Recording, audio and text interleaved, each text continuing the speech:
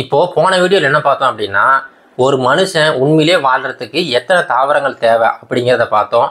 ஒருவேளை அதை பார்க்காம இருந்தீங்கன்னா இந்த லிங்கை போய் பார்த்துட்டு வந்துருங்க. இப்போ அந்த வீடியோ நமக்கு தெரிஞ்சிருக்கும், ஒரு மனுஷன் உயிர் வாழ்றதுக்கு கிட்டத்தட்ட 400 தாவரங்கள் தேவைப்படுது அப்படின்னு சொல்லிட்டு. இப்போ உங்ககிட்ட இன்னொரு கேள்வி வைக்கிறேன்.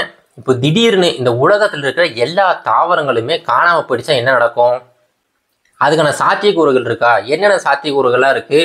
அப்படி ஒருவேளை அந்த தாவரங்கள்லாம் காணாமல் போயிட்டா மனிதர்களோட நிலைமை என்ன? அங்கே இருக்கிற மிருகங்களோட நிலைமை என்ன? இன்னும் இருக்கிற உயிரினங்கள்லாம் உயிர் வாழ முடியுமா? அப்படிங்கிற பல டீட்டெயில்டான இன்ஃபர்மேஷன் இந்த வீடியோவில் பார்ப்போம். வெல்கம் டு தமிழ் சாளரம்.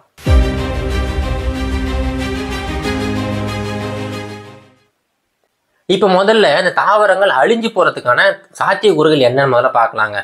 இப்போ நிலத்தில் வாழ்கிற எல்லா தாவரங்களுமே சூரிய ஒளியை தான் ஒரு முக்கியமான பொருளை எடுத்து உணவை தயார் பண்ணிக்கிட்டு இருக்குதுங்க. இப்போ திடீர்னு ஏதோ ஒரு காரணத்தினால அந்த சூரிய ஒளி மொத்தமாக மறைக்கப்படுதுன்னு வச்சுங்களேன். சூரிய ஒளியே பூமிக்கு வரவே இல்லை அப்படின்னா அங்கே இருக்கிற எல்லாமே இருண்டுரும். இதன் காரணமாக அந்த தாவரங்களால் உணவு தயாரிக்க முடியாது. உணவு இல்லைன்னா கண்டிப்பாக எல்லா தாவரங்களுமே கொஞ்ச நாளில் இறந்து போயிடும். இப்போ யோசிச்சு பாருங்க, இப்போ உலக அளவில் இருக்கிற எல்லா தாவரங்களுமே இந்த மாதிரி அழிஞ்சு போயிடுச்சுன்னா அடுத்து என்ன நடக்கும் அப்படிங்கிறத 3 பிரிக்கலாங்க. முதல்ல இந்த தாவரங்களுக்கு என்ன நடக்கும், ரெண்டாவது அந்த தாவரங்களை சாப்பிட்ற மிருகங்களுக்கு என்ன நடக்கும், மூன்றாவதா அந்த தாவரங்களையும் அந்த மிருகங்களையும் சாப்பிட்ற மனிதர்களுக்கு என்ன நடக்கும். இது எல்லாத்தையும் விட கடலில் தனியாகவே ஒரு சாம்ராஜ்யமே இருக்குது. அப்படி கடலில் இருக்கிற உயிரினங்களுக்கு என்ன நடக்கும் அப்படிங்கிறத பிரித்து பார்ப்போம். பின்ன சொன்ன மாதிரி அந்த சூரிய ஒளி இல்லைன்னா எல்லா தாவரங்களுமே இறந்து போயிடும், ஒரு சில தாவரங்களை தவிர. அதாவது நாம் இன்டோரில் வச்சுக்கிட்டு சூரிய ஒளியை காட்டாமல் வெறுமனே லைட்டை மட்டும் போட்டு வளர்த்துக்கிட்டு இருப்போம் பார்த்தீங்களா, அந்த மாதிரி தாவரங்கள் பிழைக்கிறதுக்கு வாய்ப்பு இருக்குது. அதை தவிர்த்து மற்ற எல்லா தாவரங்களுமே இறந்து போயிடும். இப்போது தாவரங்கள் இறந்து போயிடுச்சுன்னா அடுத்தது உங்களுக்கு முதல்ல ஞாபகம் வர்றது என்ன தெரியுங்களா?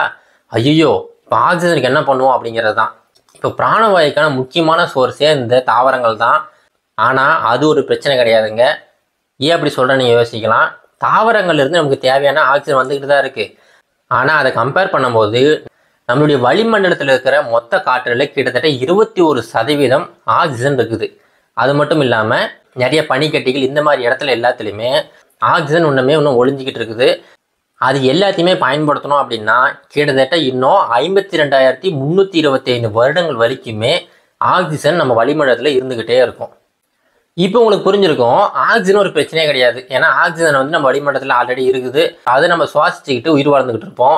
அதுக்கு அடுத்தது என்ன பிரச்சனைன்னு பார்த்தீங்கன்னா, தாவரங்கள் இல்லை அப்படின்னா தாவரங்களை சாப்பிட்டு வாழ்கிற எல்லா உயிரினங்களுக்குமே பேராபத்து. இப்போ உலகத்தில் இருக்கிற நிறைய மிருகங்கள் தாவரங்களை தான் முக்கியமான உணவாக எடுத்து சாப்பிட்டுக்கிட்டு இருக்குதுங்க. அந்த மிருகங்கள் எல்லாமே சீக்கிரமாகவே அழிஞ்சு போயிடும். அதுக்குமே ஒரு காலக்கெடு கொடுத்துருக்காங்க. கிட்டத்தட்ட 13.75 வருடங்களில், அதாவது அந்த தாவரங்கள்லாம் மறைஞ்சிருச்சு பார்த்தீங்களா, அந்த டேட்லேருந்து கிட்டத்தட்ட ஒரு 13.75 வருடங்கள் வரைக்கும் இந்த மிருகங்கள் உயிர் வாழ்கிறதுக்கான சாத்தியக்கூறுகள் இருக்குது. அதுக்கப்புறமா தாவரங்களை பிரதான உணவாக எடுக்கிற எல்லா மிருகங்களுமே செத்து போயிடும். இப்போது நம்ம மனுஷங்கிட்ட வருவாங்க. இப்போ மனிதர்கள் தாவரங்களையும் சாப்பிடுவாங்க, அது மிருகங்களையும் சாப்பிடுவாங்க. இப்போ மனிதர்களுக்கு என்ன பிரச்சனை அப்படின்னா, தாவரங்கள்லேருந்து கிடைக்கிற எல்லா உணவுப் பொருட்களுமே காணாமல் போயிடும். அதுக்கு அடுத்து முக்கியமாக மிருகங்களை தான் அதிகப்படியாக சார்ந்திருப்பாங்க. இப்போ கொஞ்சம் கொஞ்சமாக அந்த உணவுமே தீர்ந்துக்கிட்டே போய்கிட்டு இருக்கும். இப்போ முதல்ல பாதிக்கப்பட போகிறது யாருன்னு பார்த்தீங்கன்னா, இந்த டெவலப்டு நேஷன் இருக்காங்க பார்த்தீங்களா, அவங்க தான் முதல்ல பாதிக்கப்படுவாங்க. அதுக்கு என்ன காரணம்னா, இந்த டெவலப்டு நேஷன்ஸ் எல்லாமே விவசாயம் பண்ணுறதுல அதிகமாக ஈடுபாடு இருக்காது. அவங்க எல்லா பொருட்களையுமே வெளியில் தான் இம்போர்ட் பண்ணிக்கிட்டு இருப்பாங்க. இப்போ திடீர்னு எல்லா தாவரங்களுமே மறைஞ்சு போயிடுச்சுன்னா அவங்களால எந்த பொருளையுமே வாங்க முடியாது. அவங்கக்கிட்ட ஃபுட் ஸ்டோரேஜுங்கிறது ரொம்ப கம்மியாக இருக்கும். அதுக்கு அடுத்து இந்த டெவலப்பிங் கண்ட்ரீஸில் பார்த்தீங்கன்னா அங்கே இருக்கிற மக்கள் நிறைய ஃபுட்டை ஸ்டோர் பண்ணி வச்சுருப்பாங்க. அதை பயன்படுத்தி அவங்க கொஞ்ச நாள் உயிர் வாழ்ந்துக்கிட்டு இருப்பாங்க. ஆனால் மனிதர்கள்கிட்ட இருக்கிற ஒரு நல்ல விஷயம் என்னென்னா தகவமைப்பு. அதுக்கு அடுத்தது வேறு என்ன பண்ணலாம், வேறு எந்தெந்த மெத்தட்னால ஆக்சிஜனை ப்ரொடியூஸ் பண்ணலாம், இல்லை வேறு ஏதாவது பொருட்களை பயன்படுத்தி எப்படி நம்ம உணவு தயார் பண்ணலாம் அப்படிங்கிற மாதிரி பலவிதமான விஷயங்களை மனிதர்கள் ஆராய்ச்சி பண்ண ஆரம்பிச்சிருவாங்க. அதனால் மனிதர்கள் அவ்வளோ சீக்கிரம் அழிய மாட்டாங்க. அதுக்கு அடுத்து நம்ம எங்கே போகிறோம்னா, இந்த பூமிக்கு என்ன ஆகும்? இப்போ இவ்வளோ பெரிய பூமியில் திடீர்னு அங்கே இருக்கிற எல்லா தாவரங்களும் அழிஞ்சு போயிடுச்சுன்னா பூமிக்கு ஒரு பெரிய ஆபத்து தான். என்னென்னா இந்த பூமியிலே இந்த மழை பொழிவு அப்படிங்கிறது முக்கியமாக இந்த வாட்டர் சைக்கிள்னால தான் நிகழ்ந்துக்கிட்டு இருக்குது. தாவரங்கள் தண்ணியை வந்து வேர் மூலமா அப்சர்வ் பண்ணி உள்ள வச்சுக்கிட்டு இருக்கோம். அதுக்கப்புறமா நீராவி மூலமா அந்த இலைகள் இருக்க துளைகள் வழியா நீராவியா நிறைய தண்ணி மேலே போய்கிட்டே இருக்கும். இந்த மாதிரி இந்த வாட்டர் சைக்கிள் அப்படிங்கிறது முற்றிலும் பாதிக்கப்படும். அதுக்கு அடுத்ததா இந்த மண் சரிவு, அதிகப்படியான மண் சரிவு ஏற்படும். ஏன்னா அந்த மண்ணை வந்து அங்கேயே பிடிச்சு வைக்கிறதுக்கு, அங்கேயே பாதுகாக்கிறதுக்கு அந்த தாவரங்கள் அங்கே இல்லை. அதனால மண் வந்து அது இஷ்டத்துக்கு எங்கேயோ ஒன்று மொத்தமாக இந்த பக்கம் அந்த பக்கம் போய்கிட்டு இருக்கும். நிறைய இடங்கள் பாலைவனமாக மாற ஆரம்பிச்சிடும். அதுக்கப்புறம் பார்த்தீங்கன்னா இப்போது பூமியில் அங்கே இருக்கிற தாவரங்கள் தான் அழிஞ்சு போயிடுச்சு. ஆனால் அங்கே இருக்கிற அந்த ஃபங்கை இருக்குது பார்த்தீங்களா, அந்த காளான்கள், இதெல்லாம் வந்து தாவரங்கள் வகையில் வராது. இதுங்கெல்லாம் என்ன பண்ணும் அப்படின்னா ஆல்ரெடி இறந்து கிடக்கிற அந்த உயிரினங்கள் இருந்து தான் இந்த ஃபங்கை அப்படிங்கிற அந்த மஷ்ரூம்ஸ் எல்லாமே வெளியில் வந்துக்கிட்டு இருக்கும். ஆனால் அதுவுமே கொஞ்ச காலத்துக்கு தாங்க. ஏன்னா இந்த எல்லா காளான்களுமே இந்த வைட்டமின் சி அப்படிங்கிற முக்கியமான பொருளை பயன்படுத்தி வாழ்ந்துக்கிட்டு இருக்கும். இந்த வைட்டமின் சி எங்கேருந்து வருதுன்னா அது இறந்து போன உடல்கள் இருக்குது பார்த்தீங்களா, அதில் இருந்தால் அந்த வைட்டமின் சியை வந்து அது எடுத்துக்கிட்டு இருக்கும். ஆனால் அது இறந்து போன உடல்கள் ரொம்ப காலத்துக்கு இருக்காது. ஏன்னா தாவரங்கள் அழிஞ்ச உடனே மிருகங்கள் அழிய ஆரம்பிச்சிடும். மிருகங்கள் அழிஞ்ச உடனே அடுத்து இந்த காளான்களுமே அழிய ஆரம்பிச்சிடும். இப்போ அடுத்ததான் கடலுக்கு போவாங்க. இப்போ கடல் என்னன்னா, கடல் இருக்க தாவரங்கள்லாம் பார்த்தீங்கன்னா வச்சுங்களேன், சின்ன சின்ன தாவரங்கள், சின்ன சின்ன பாக்டீரியா, சின்ன சின்ன ஃபங்கஸ், இது எல்லாமே கடலில் இன்னும் உயிரோடு தான் வாழ்ந்துக்கிட்டு இருக்குங்க. அதனால அங்கே இருக்கிற அந்த மீன்களுக்கு எந்த ஒரு பிரச்சனையுமே கிடையாது. அந்த மீன்கள் அங்கே இருக்கிற பாக்டீரியாவாகட்டும் இல்லை சின்ன சின்ன நுண்ணுயிர்களை சாப்பிட்டு அதுங்க வந்து வாழ்ந்துக்கிட்டு இருக்கும். இப்போ மனிதர்கள் என்ன பண்ணுவாங்கன்னா, மனிதர்களோட பிரதான உணவாக மீனை வந்து சாப்பிட ஆரம்பிச்சிருவாங்க. இதனால் மீன் பிடிக்கிறதுக்கு சண்டை வரும்.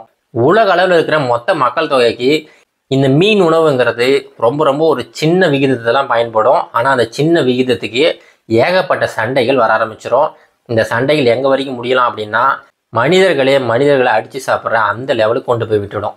இப்போ கடைசியாக பார்த்தீங்கன்னா ஒரு சிலர் மட்டும் இதுலேருந்து உருவெடுப்பாங்க. அவங்க என்ன பண்ணுவாங்கன்னா தண்ணியிலேருந்து ஆக்சிஜனை பிரித்து எடுப்பாங்க, ஹைட்ரஜனை பிரித்து எடுப்பாங்க. அந்த ஹைட்ரஜன்லாம் பயன்படுத்தி உணவை தயார் பண்ணுவாங்க. இந்த மாதிரி இவ்வளோ மக்கள் தொகையில் யாரோ ஒரு சிலர் மட்டும் அந்த மாதிரி உருவெடுத்து அவங்க வாழ்ந்துக்கிட்டு இருப்பாங்க. அவங்க தான் மற்ற எல்லாரையுமே கண்ட்ரோல் பண்ணுற அந்த நிலைமையில் இருப்பாங்க. இப்போ உங்களுக்கு புரிஞ்சிருக்கும், இந்த உலகத்துலேருந்து தாவரங்கள் காணாமல் போயிடுச்சுன்னா மனிதர்கள் எந்த நிலைமைக்கு ஆளாக்கப்படுவாங்க அப்படின்னு சொல்லிட்டு. இதோட இந்த வீடியோ முடிச்சுக்கலாங்க. மீண்டும் ஒரு நல்ல இன்ஃபர்மேஷன் மீண்டும் சந்திக்கிறேன். நன்றி, வணக்கம்.